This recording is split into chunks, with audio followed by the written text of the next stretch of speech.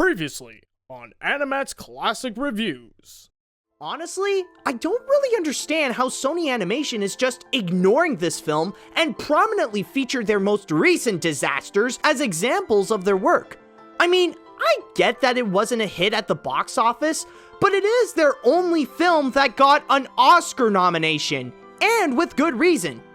I get that they want to stand out from all the other studios, but if they ever want to save themselves from doom and be taken more seriously in the industry, they need to consider looking back at this.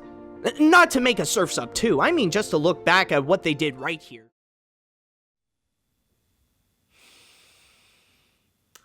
You know, it's almost infuriating trying to talk to something that's as dumb as Sony. You spend so much time trying to have a logical and reasonable explanation, trying to explain why you should not do a thing, and then right at the moment that I decided to just turn my head back for a second, guess what they did? Like the ocean needs the moon to take the tides away. All we need's a little time to chase the blues away. Surf's Up 2, WaveMania. If there's one thing that I would say is the best thing, or even the only good thing to ever come out of Sony Pictures Animation, it would have to be their only Oscar-nominated feature, Surf's Up. I mean, sure, conceptually, it just sounds like a generic animated film about surfing penguins. But in practice, it actually came out as one of the most unique animated films with its documentary style, on top of some great animation. For once, Sony actually made a movie that felt like it was done by real filmmakers who knew what they were doing. But then, a powerful force stepped in to change the film forever. And his name is John C.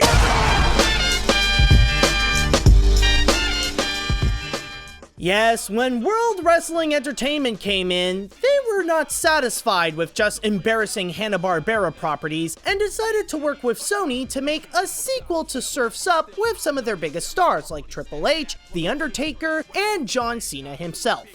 So, in the end, that would leave us with Sony creating a surfing penguins movie with wrestlers. Somehow, Sony's stupidity never ceases to amaze me. But even with an incredibly stupid concept, can WWE add in a surprising twist to make a good movie even better? Or did Surf's Up stoop low to the levels of the other Sony franchises? Let's find out. The story. The more that I think about the story, the more that I realize that this is the same plot as the first film. In the first Surf's Up, Cody Maverick had to go through many different obstacles both physically and emotionally in order to become a renowned surfer with the mentorship of his idol. In the sequel, however, Cody Maverick had to go through many different obstacles both physically and emotionally in order to become a renowned surfer with the mentorship of his idols. What's the difference? Well, it's all in the execution. Like I said at the start, what sets the first film apart from all the others is the documentary style, giving it more of a genuine feeling to both the events that occur in the movie and to the characters. Sadly, that is somehow taken away here, and now the movie has to be told with the same narrative like any other animated feature. Not only does it take away the identity of Surf's Up, but it also exposes a lot more of the problems, especially how the plot of the movie is more of your typical underdog tale with many of the same cliches, and one that is completely recycled from its predecessor at that. Also, as it is an underdog story, this one is more character-driven where it's all about two things: Cody Maverick and the Hang Five. I'll get a bit more into them once I talk about the characters, but the way that it handles them is that the movie makes it all about Cody, while the Hang Five are the ones who progress the plot to bring them all to do this crazy impossible surfing task. However, leaving the story in the hands of a bunch of wrestling stars is not really the wisest decision, as they can make a lot of questionably dumb choices just to keep moving forward. This is my guy. Everybody else has a guy. I want a guy. Oh, for crying out loud. Fine. You can keep your rookies. Yes! It doesn't help either that they're not necessarily comedians either, so it shouldn't come as a surprise that the comedy is weak as well. All the story did was just copy what the first film did and take away all the elements that made it both good and enjoyable. The animation. As it is a direct-to-DVD animated feature, this was not directly animated at Sony. Instead, it was crafted at Rainmaker Entertainment, the same people who also made Escape from Planet Earth and the Ratchet & Clank movie. With that said, it shouldn't be a surprise that the animation got a significant downgrade, even if it was released about a decade after the original. One way that you could tell that the animation is inferior is by the rendering. The movements of the characters are a lot less smooth, and it even makes the effects less convincing, which is not good for a movie that uses a lot of natural elements like waves, lava, clouds, and more. However, I'm not going to go after it too much because, again, this was made to be direct-to-DVD, and the budget was a lot smaller than in the first one. But that doesn't mean that the visuals are out of the woods just yet. There are still some issues that come with the feature. In terms of the designs, it's fine that they still use the same looks from the first film for Cody, Lonnie, Chicken Joe, and Tank, but then you have the Hang 5. The way that they are cartoonishly built is almost as if they were made for an entirely different movie. I do get that they're supposed to be modeled after their voices like The Undertaker, Triple H, Paige, and more, but take a look at Tank. He's supposed to be what a muscled up penguin should look like in the movie. But this film exaggerates the muscles so much that now they look more like Drake from The Pebble and the Penguin, and even putting details to where it just looks gross.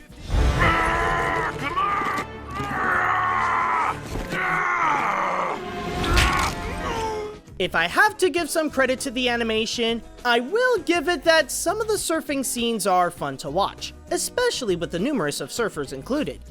However, not all of them work. Since it does have a smaller budget, some of the action scenes do seem like watered-down versions of what the original already did. The animation isn't really good, but for what it is, it's understandable how it ended up this way. The characters. Taking away the documentary style in this feature sacrifices a lot more than you would expect. It also makes the characters feel a lot less genuine and relatable, and more like generic tropes. Or even worse. Oh, and by the way, just to get this out of the way, Big Z is nowhere to be found in this movie. Even with a couple of name drops, his entire role was replaced by the Hang 5. Also, it almost feels like the entire movie is deserted. All you see are the 4 recurring characters, the Hang 5, that annoying seagull, 5 kids, and that's it. Unless Big Z moved all the other penguins to another island, I have no idea how no other penguin is visible throughout this feature. But anyways, going into the recurring characters who are still alive, they follow the same old formula of the role that they play with nothing new added in, like Chicken Joe being the slow-minded comic relief, Lonnie is the skillful girl, and Tank is the villainous jerk. But then you have Cody. Like before, he plays as the fanboy who dreams of going big as a surfer. But his biggest problem is that he can be debatably more of a dick than the actual main antagonist. Half the time, it feels like he just wants to take down Tank more than actually be a member of the Hang 5. It makes him even more unlikable when this is supposed to be a movie that's trying to bring a message about teamwork and helping each other out. So it not only makes Cody look bad, but also the entire movie unpleasant. And then you have the Hang 5 themselves. And I'm gonna be honest on this one. I have absolutely zero knowledge when it comes to wrestling, and these WWE movies are supposed to cater more for the wrestling fans. So instead of me talking about how these wrestlers are in the movie, I'm gonna pass this one over to a couple of guys that are more suited for the job. Ladies and gentlemen, from the WrestleCast, Matty J and T-Dub. Hey, hi, hello, ladies and gentlemen, this is Matty J from the WrestleCast. And this is TWK of TWK Reviews and the WrestleCast. And as far as the superstars of WWE are represented in Surf's Up 2, I'd say pretty good. Agreed. We have Mr. McMahon being insane as always. Hunter is an insecure jock. Cena is a goody two-shoes who never does anything morally ambiguous. Paige is a rebel, although I could do it without hearing that Total Divas theme song during her cutaway interviews. And Undertaker is as creepy as always. Although it is weird hearing him being so emotive with that voice. A tiny bit odd. Nevertheless, let's not forget about Michael Cole as the commentating seagull. Ooh, can we talk about what happens to him? No, that would be a spoiler. Dang it! Trust us, it's worth seeing WaveMania for that alone. Also, with that hair, he technically has frosted tips. That reminds me, where's WaveMania? Yeah, that's a tease. You call a movie WaveMania but don't actually include some sort of surfing extravaganza? Boo! Boo, I say! Anyways, aside from that, everything else seems to be on the level. Back to you, AniMat. Even with a new cast of wrestlers, the characters are certainly not likable as they used to be in the first film.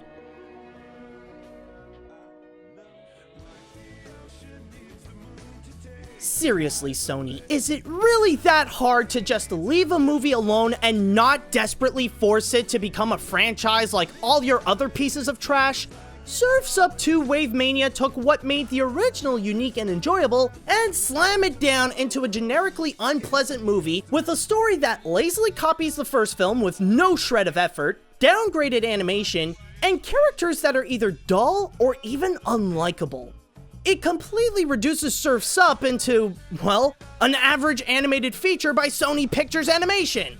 My best recommendation is to just stick with the first film, and only the first film, because with the sequel where you got a bunch of surfing penguins with wrestlers, it actually is as stupid as it sounds. However, if you are a WWE fan, you might end up more satisfied than others. Like Matty J and T-Dub said, at least this movie did do justice to the wrestling stars. But even at that, that's not going to be enough to save this movie. As a reward for Sony's stupidity, it easily gets the AniMat's seal of garbage. It's definitely on the list of sequels that shouldn't even exist in the first place.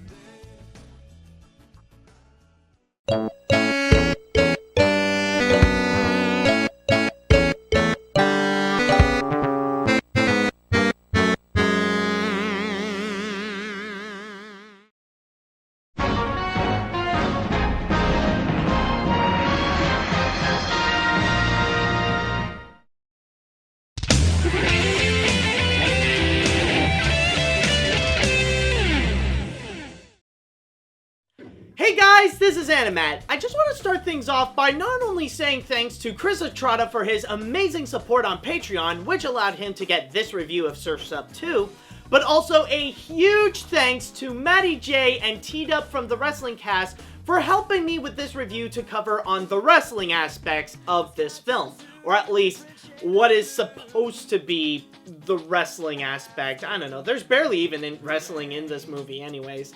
But yeah, definitely, I just want to say that if you guys are wrestling fans as well, then definitely go check these guys out in the Wrestling Cast. But anyways, going back into Surf's Up 2, I just want to say that while I think about it, it definitely is the most pointless sequel that has ever been created, or at the very least, one of the most pointless sequels. Because the thing when it comes to Surf's Up 2 is that this is a sequel to an animated film that's not necessarily that popular. I mean, sure, it did get that Oscar nomination, but nowadays, you don't really see people talking about Surf's Up that much. I wouldn't even be surprised that there are some out there that don't even know that there's even a Surf's Up 1. Or even people in the wrestling community, when they heard all those announcements of a Surf's Up 2, they don't even know that Surf's Up apparently exists. So yeah, like, you can imagine that there isn't necessarily a huge demand to go and have a Surf's Up 2, that we definitely need more surfing penguins and more adventures with Cody and Chicken Joe. That, and also, it's more the factor of the wrestling aspects. Even if you would want to go and create a sequel to Surf's Up, the last thing you can imagine to add into this is a bunch of wrestlers, where you have WWE coming in and adding in all their celebrities like John Cena, The Undertaker, Triple H, McMahon, Paige, and yeah, just those guys. I don't really see the point why they would. And like I said before, there really isn't much wrestling in this movie in the first place, which is really weird considering that the biggest aspect in the marketing is the fact that they got those people. So you'd expect having people like Undertaker and John Cena that they would have like some kind of big wrestling match going on. But no, they didn't even deliver on that. They are just there as just these random new characters. They could have been replaced by anybody, to be honest. Like, the Hang Five don't necessarily have to be wrestlers. So, honestly, it doesn't even sell on that account. But then again, even though I did state in my review that the movie is supposed to cater for wrestling fans, considering that it is a WWE movie, like, I'm sure that there are some out there, but at the very least, the people that I know that are wrestling fans, they do not like these movies whatsoever. They don't like the films from WWE, not even the animated Hanna-Barbera ones. So really, it really is a sequel for no one, really. I mean, the people who are fans of Surf's Up, they didn't demand to have a Surf's Up 2 to exist, and even the wrestling fans, they didn't really want to have more animated films with wrestlers, honestly.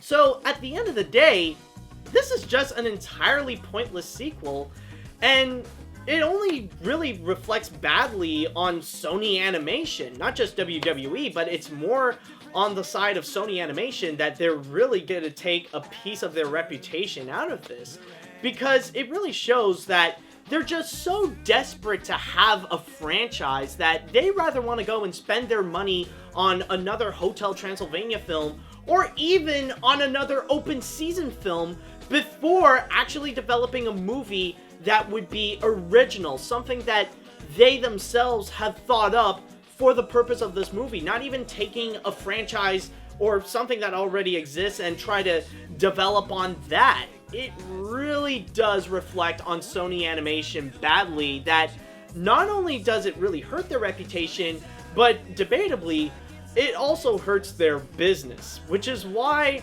their fate is really questionable at this point. But anyways, now that we are finally done with Surf's Up 2 and good freaking riddance, it is now time that we go and move on to the animation hat. Oh, and one more thing. If you guys would like to be like Chris and you want to go and get some awesome rewards and simultaneously go and support my work, then all you have to do is go to patreon.com/animat. But at the same time, if you guys would like to suggest an animated film you would like me to review and I would put onto the animation hat, then all you have to do is write me an email at animatsreviews@gmail.com. Okay, so let's just go and let me pick one up right here. Ah, there we go. Okay. Just right on the tip of my fingers. And the next review shall be... What the... Oh my god. Oh, I've heard... Oh my god. Yeah, I've heard of this one. I've definitely heard about this one. Okay, so... it's honestly been a while since I've been onto this company. Amblin to be precise. But the funny thing is that they've only done 3 movies so far. I have looked into one of their original animated films, but now it's time that I'm gonna go back and look into their other original animated film. Turn back the clock, baby, you can see why the 20th century appeals to me.